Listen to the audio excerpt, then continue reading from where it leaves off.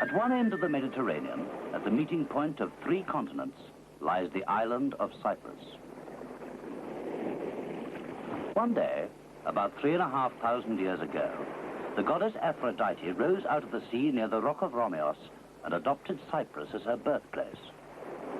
In the district of Paphos, Aphrodite, whom the Romans called Venus, met a young man named Adonis, and they fell in love. The story goes that when out hunting together, Adonis was killed by a wild boar. And where his blood fell, the poppies grew. Aphrodite wept copious tears, and from her tears, anemones sprang. If you don't believe me, go to Paphos, and you can still see these beautiful but sad flowers growing. Cyprus is an island of flowers, and Aphrodite, goddess of love and beauty, chose her home well.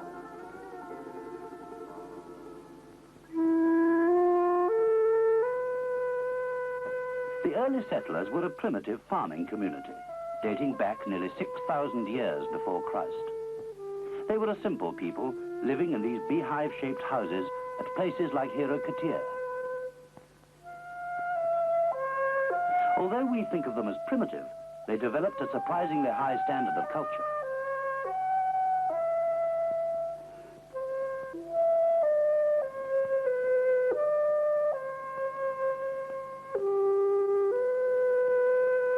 Four and a half thousand years ago, a shattering discovery changed the life of this insular community.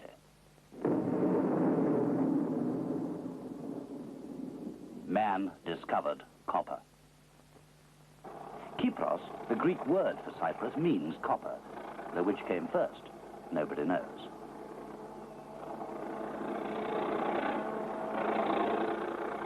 It was then that the first visitors came to the island, from Syria, Egypt, Palestine, and in particular Greece.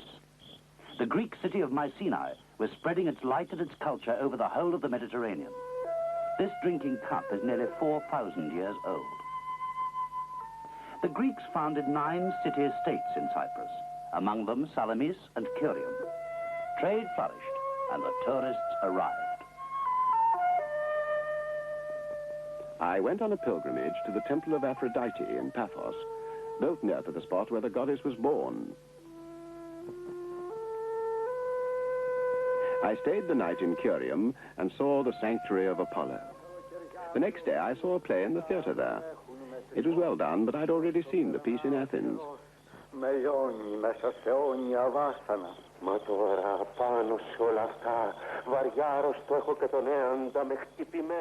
day was warm and sunny, and I was glad to swim in the sea after the performance.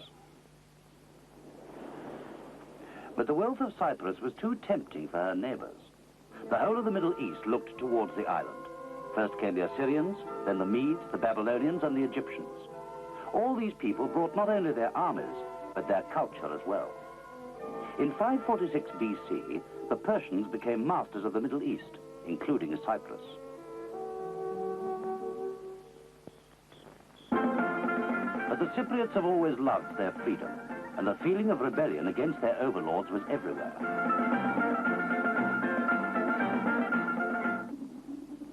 Just under 2,500 years ago, Oniselos rebelled against the Persians.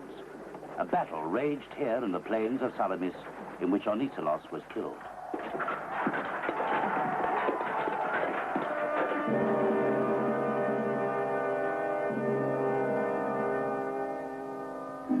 But the Persians allowed the city kingdoms to remain. Another Cypriot hero, Evagorus, tried to throw off the Persian yoke, but he only partially succeeded with the help of the Athenians. And so life continued for the islanders, who were usually under the domination of one conqueror or another.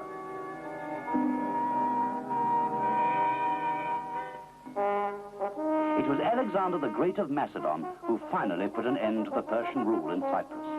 At the age of 30, he'd conquered the world, from Greece to India. He died one of the world's great generals when he was 36. His empire was divided between his senior officers. Ptolemy of Egypt held Cyprus. During the rule of the Ptolemies, several new cities were built, usually on the ruins of the old. But these magnificent mosaics, dedicated to the first wine drinkers and now on view in Paphos, were part of the house of a Roman official. For in 58 BC, a new sound was heard, the rhythmic tread of the Roman legions.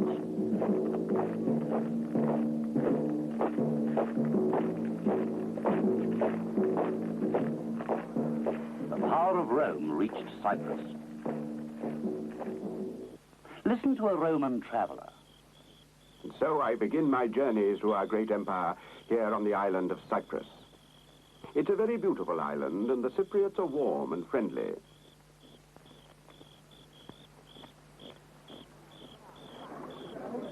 The Forum here in Salamis is to be compared with anything in Rome. This afternoon I listened to two travelers from Palestine. One was called Paul, and the other Barnabas. This man, Paul, had a great personality. His friend Barnabas was apparently born here in Salamis. They spoke of some new god, which I found extremely interesting. Waiting for the revelation of our Lord Jesus Christ. I have decided to follow these two remarkable men on their journey across the island. We passed through the mountains of Troodos, quite magnificent.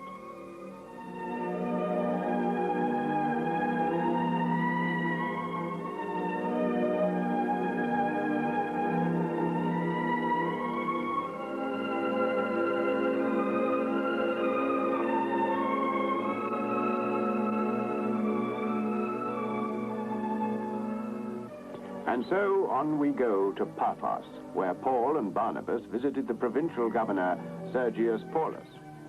They were so successful that they converted him to their Christianity. Thus, Cyprus was the first country in the world to be governed by a Christian ruler. I have decided to follow his example. But the Romans also brought cruelty. They used the theaters for their spectacular entertainments, throwing slaves to the wild animals for amusement.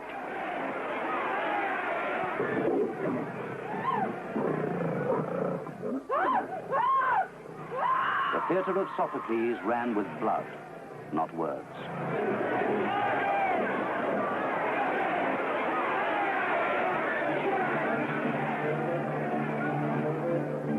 The Cypriots not only had the Roman occupation to contend with, but a series of severe earthquakes when the cities of Paphos and Salamis were virtually destroyed.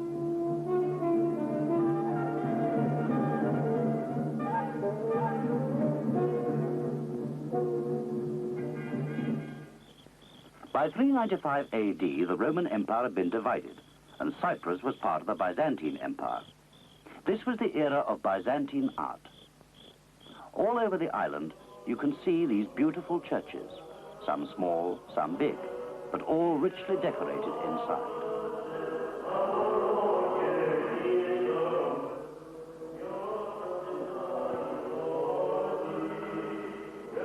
Monasteries were founded, often on the tops of the mountains. Stavrovouni stands like a sentinel overlooking Larnaca. But once again, violence came to the island. The expansion of the new religion of Islam brought in its train raids from the north coast of Africa. The people defended themselves. Still ruled by a governor from Antioch, castles were built to withstand the attacks, and withstand them they did.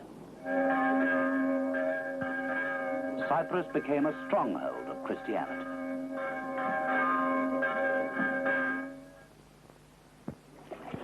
In the 12th century, the Mohammedans captured the Holy Land. Consequently, a number of crusades were embarked upon to drive them out. In May 1191, Richard Coeur de Lion, King of England, sailed into Limassol harbour on his way to the Holy Land. He found Cyprus governed by Isaac Komnenos, who at first pretended to submit to Richard. In the chapel of St. George, Limassol, Richard married Berengaria of Navarre, whom he had thoughtfully brought with him, amid the full panoply of medieval splendor.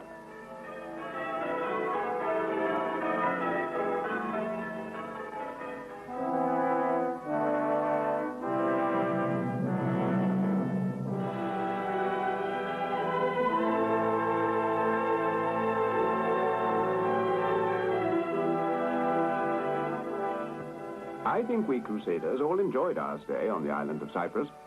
I was quartered in the castle of St. Hilarion.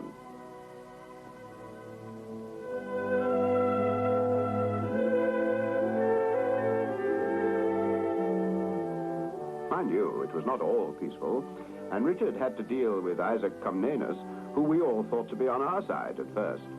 We were soon proved wrong. I shall always remember the day he finally surrendered. Isaac had begged not to suffer the humiliation of being fettered in iron chains. Richard agreed and had him fettered in chains of solid silver instead.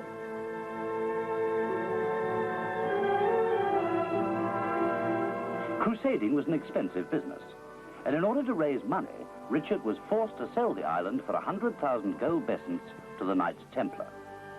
The Knights, however, found the task of keeping the Cypriots in order too difficult for them, even from castles like this one in Kyrenia. So they decided to cut their losses and sold Cyprus to the Franks, or French. The Franks established a feudal system of rule, and during the 300 years from 1192 to 1489, many beautiful churches and monasteries were built. This one is called Belapes, beautiful peace.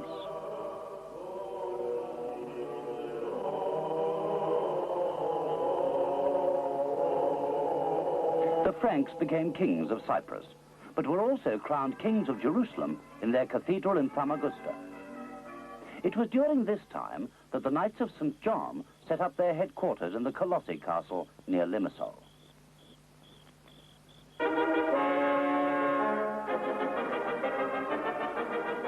In 1489, the Venetians seized the island, which had been plunged into civil war again by the Genoese and later the Egyptian attacks. During the rule of Venice, a certain Moorish general called Othello commanded the castle at Famagusta. Here he lived with his young wife Desdemona, and in one of these rooms, he murdered her in a fit of jealousy.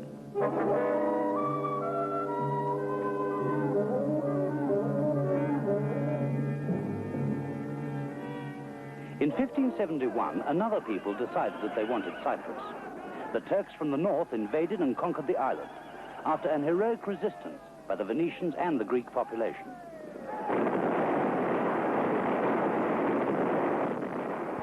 During this period, the Tekke of Hara Sultan was built near Larnaca, on the spot where the foster mother of the Prophet Muhammad was killed in 649 AD. This is one of the principal shrines of the Muslim world.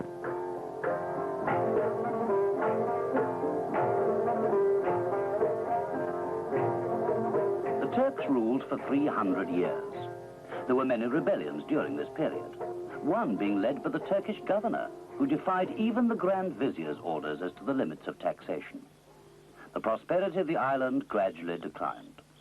Cyprus was once more turned into a liquid asset and leased to the British.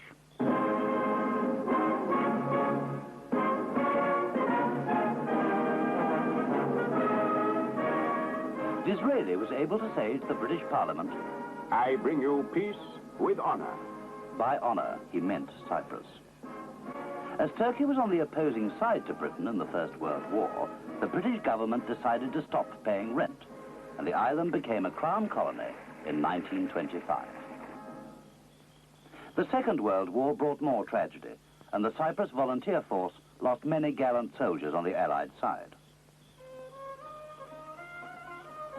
For 4,500 years, this island had been occupied by some great power or other. The limit had been reached. The Cypriots wanted freedom.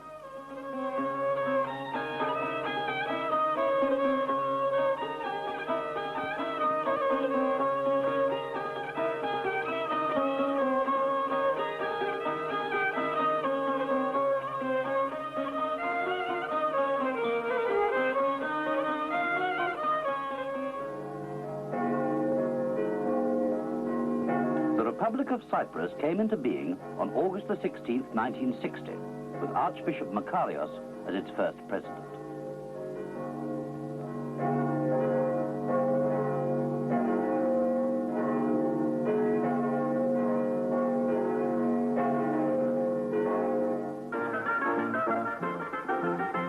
The government has worked hard to bring the country up to date and in line with modern living.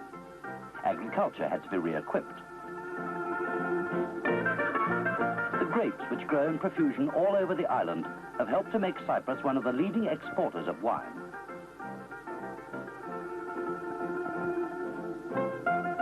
Then there is the citrus fruit industry, grapefruit, lemons and oranges, which again provides a valuable export. In blossom time, the heavy scent of these fruits pervades the atmosphere of the whole island. Industrial estates have sprung up, together with many new buildings.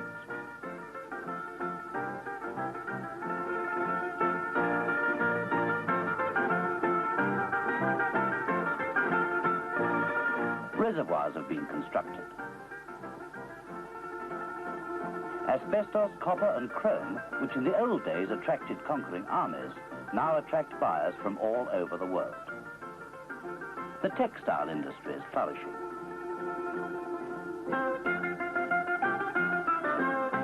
As far back as the 15th century, Leonardo da Vinci came to Lefkara to buy lace for Milan Cathedral.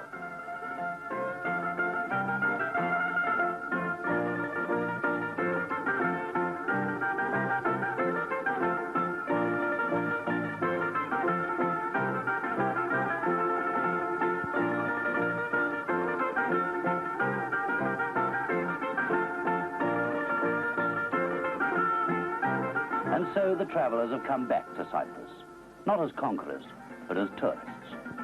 The government has provided information centres and encouraged the building of hotels.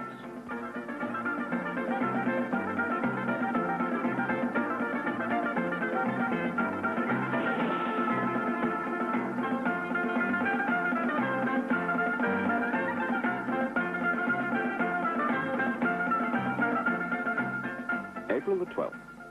Dear George, I arrived yesterday at the new international airport in Nicosia, and I am having an absolutely splendid time. I hope you are well and that there are no problems at the office.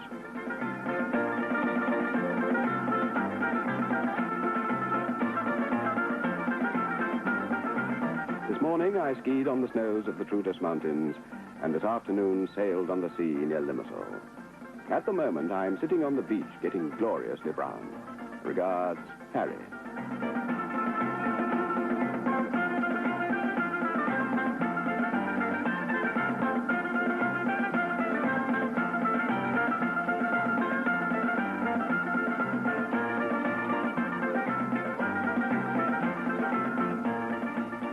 April the 24th. Dear George, many thanks for your letter. Glad all is well. I am really enjoying myself, relaxing on the beach, and have decided to extend my holiday indefinitely. Happy in the knowledge that you will have no difficulty in running the business. Everybody is most kind and hospitable here, and I have made many new friends. Such a pity you can't be with me. Yours, Harry.